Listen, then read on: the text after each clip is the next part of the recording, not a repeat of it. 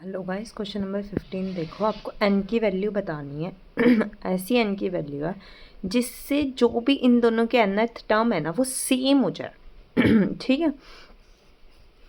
AP क्या है 63, 68, 67, दूसरा क्या है 3, 10 और 7, 10। ठीक है, दोनों इक्वल होने चाहिए। ठीक है, अभी कैसे करेंगे?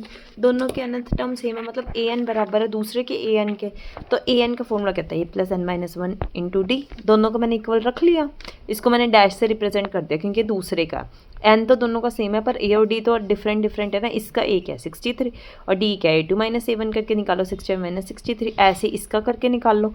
दोनों का a और d निकाल लिया। पुट करो, a की वैल्यू 63 plus n minus 1 into 2 is equal to क्या है 3 plus n minus 1 into D क्या है 7। दोनों के इक्वल रख लिया। सॉल्व करो, इधर से 63 प्लस 2n माइनस 2, ऐसे इधर 3 प्लस 7 9 माइनस 7n माइनस 7।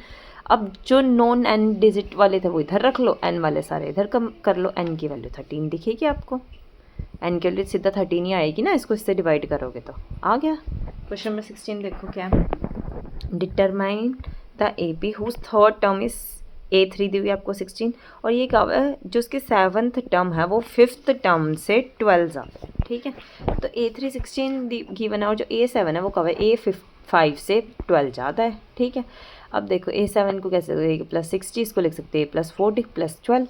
ए से कैंसिल, इधर आएगा भाई जब भी तो माइनस ही होएगा, a माइनस ए 0। 60 में से 40 गया 2d is equal to 12, D की वैल्यू आ गई 6। अब डी की वैल्यू 6 इसमें पुट कर दो, डी की वैल्यू 6 पुट करोगे इससे तो ए की वैल्यू 4 आ जाएगी। ठीक है, 4 आ गई। अब आपसे पूछा क्या हुआ था, पूरी AP पूछी हुई थी, तब A2 क्या निकालोगे? सीधा ही A2 निकाल दो भाई। A2 क्या होगा a प्लस जी, मतलब 4 प्लस 6 10। अब क्या है नेक्स्ट क्या है A3 निकालने के लिए क्या करोगे, A2 में D प्लस कर दोगे, 10 प्लस 6 16 आ गई।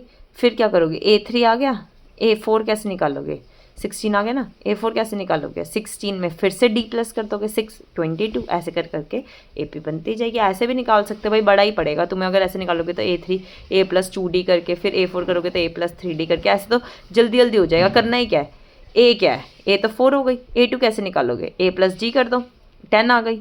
अब A2 में प्लस करते जाओ 6, फिर आ गया A3 में फिर प्लस कर दो 6, फिर नेक्स्ट टर्म आ गई, फिर उसमें 6 प्लस कर दो, फिर नेक्स्ट टर्म आ गई। 4 5 निकाल दो बहुत होती है। ठीक है, थैंक यू।